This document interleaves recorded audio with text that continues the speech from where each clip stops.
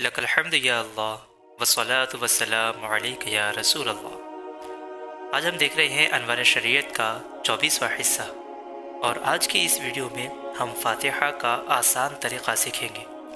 اکثر لوگ فاتحہ کروانے کے لیے پریشان رہتے ہیں، لوگوں کو ڈھونڈتے رہتے ہیں۔ بعض خواتین بھی اس مسئلے کا بہت زیادہ شکار ہوتی ہیں، جگہ جگہ فاتحہ کبھی کروانے جاتی ہیں، کبھی کسی کو بلوانے جاتی ہیں۔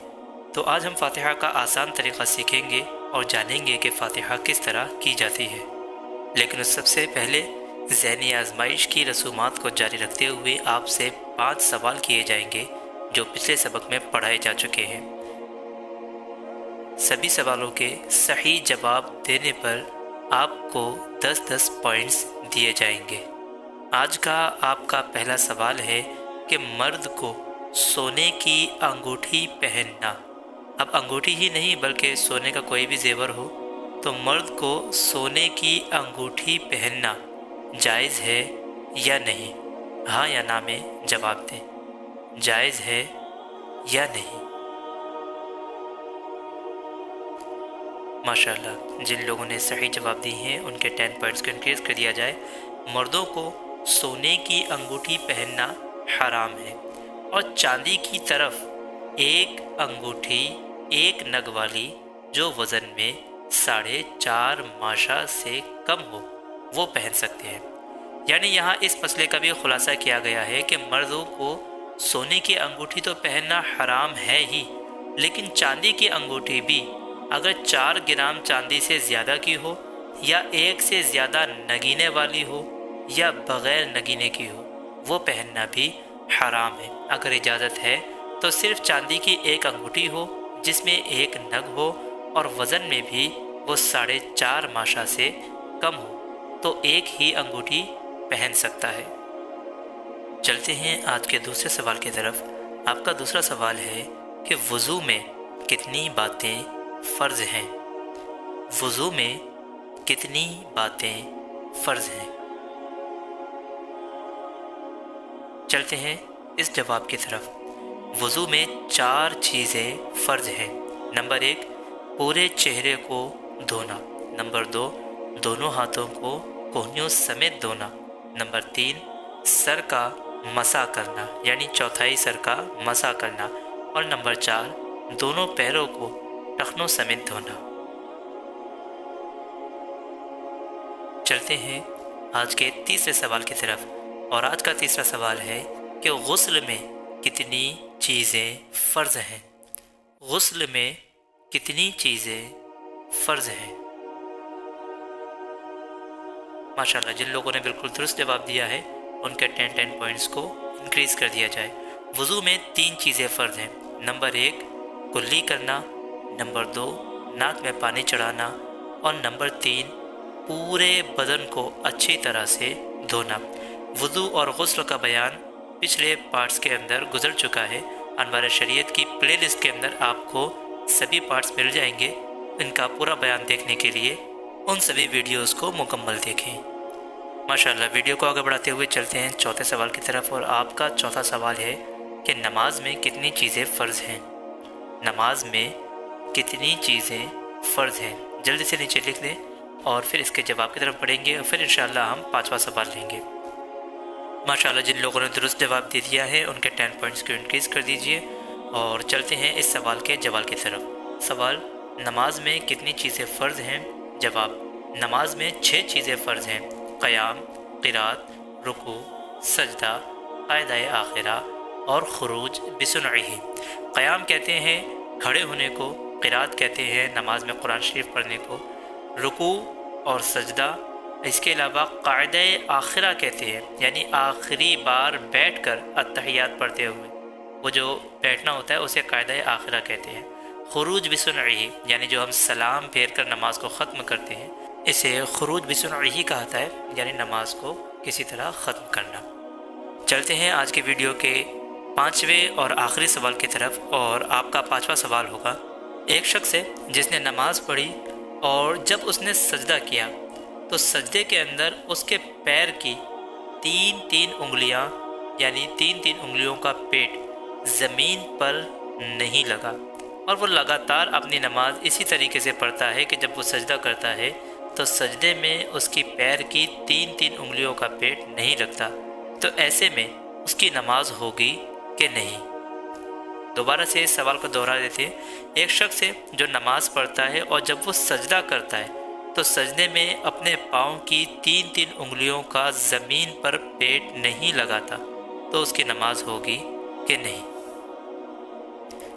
جلدی سے اپنے جواب کو نیچے لکھ دیں، پھر ہم چلتے ہیں اس کے جواب کی طرف۔ جی، سوال یہ ہے کہ نماز میں جب سجدہ کیا جاتا ہے تو اس سجدے میں زمین پر انگلیوں کا یعنی پیروں کی 3 انگلیوں کا پیٹ لگ جانا واجب ہے۔ اگر کوئی شخص سجدہ کرتے وقت اپنی زمین پر پیروں کی 3 انگلیوں کو پیٹوں کو نہیں لگاتا تو ایسے میں سجدہ ادا نہیں ہوگا واجب چھوٹنے کی وجہ سے، اور اس طرح اس کی نماز بھی نہیں ہوگی۔ یاد رہے کہ یہ حکم مردوں کے لیے ہے کیونکہ عورتوں کی نماز کا طریقہ الگ ہے جو پچھلی ویڈیوز میں گزر چکا ہے۔ ماشاءاللہ، جن لوگوں نے نماز کے مسائل کو آج سیکھا ہے، اللہ تبارک و تعالیٰ انہیں اور ہمیں اچھے انداز میں نماز ادا کرنے کی توفیق عطا فرمائے۔ اب شروع کرتے ہیں آج کے ویڈیو کو، اور آج ہم پڑھیں گے فاتحہ کا آسان طریقہ۔ سب سے پہلے 3 یا 5 یا 7 بار درود شریف پڑھ کر کم سے کم چاروں قل اور سورہ فاتحہ اور الف لام میم جو کہ اولئک علی ھدی من ربہم واولئک ھم المفلحون تک پڑھیں۔ پھر آخر میں 3 یا 5 یا 7 بار درود شریف پڑھیں اور بارگاہ الہی میں ہاتھ اٹھا کر دعا کریں۔ سبحان اللہ!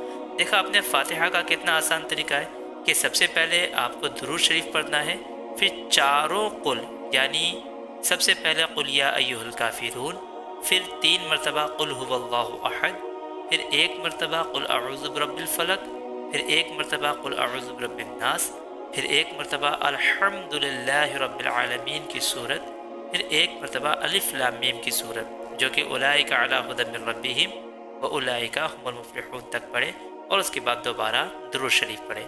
درود شریف شروع میں اگر آپ 3 مرتبہ پڑھتے ہیں تو آخر میں بھی 3 مرتبہ پڑھ لیں، 5 مرتبہ سے شروع کرتے ہیں تو آخر میں بھی 5 مرتبہ پڑھیں، اور 7 مرتبہ سے شروع کرتے ہیں تو آخر میں بھی 7 مرتبہ پڑھیں۔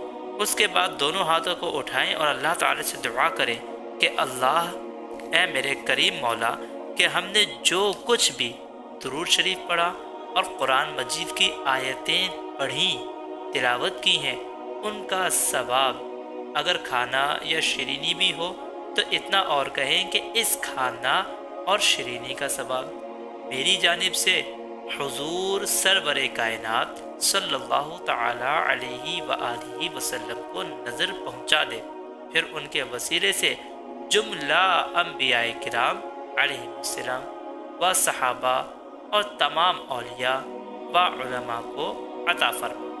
پھر اگر کسی خاص بزرگ کو ایصال ثواب کرنے کے لیے آپ فاتحہ کر رہے ہیں تو ان کا نام لیں، اور خصوصیت کے ساتھ نام لیں۔ ان کا نام مثلا یوں کہیں کہ خصوصاً حضرت غوث پاک رضی اللہ تعالی عنہ یا خواجہ اجمیری رضی اللہ تعالی عنہ کو نظر پہنچا دے، اور پھر جملہ مومنین و مؤمنات کی ارواح کو ثواب عطا فرما۔ ارواح کہتے ہیں روح کو، ایک ہوتی ہے روح، اور جب ایک سے زیادہ روح کا ذکر کیا جائے تو وہاں پہ ارواح کہا جاتا ہے۔ اور اگر کسی عام آدمی کو ایصال ثواب کرنا ہو، جیسے اپنے والد کو یا اپنے دادا کو یا کسی کو، تو ان کا ذکر خصوصیت کے ساتھ کریں۔ مثلا یوں کہیں کہ خصوصاً ہمارے والد، ہماری والدہ یا دادا یا دادی یا نانا یا نانی کی روح کو ثواب پہنچا دے، اور پھر جملہ مومنین و مومنات کی ارواح کو ثواب پہنچا دے۔ آمین یا رب العالمین برحمتک یا ارحم الراحمین۔ الحمدللہ، بس اتنے آسان طریقے سے فاتحہ ہو جاتی ہے۔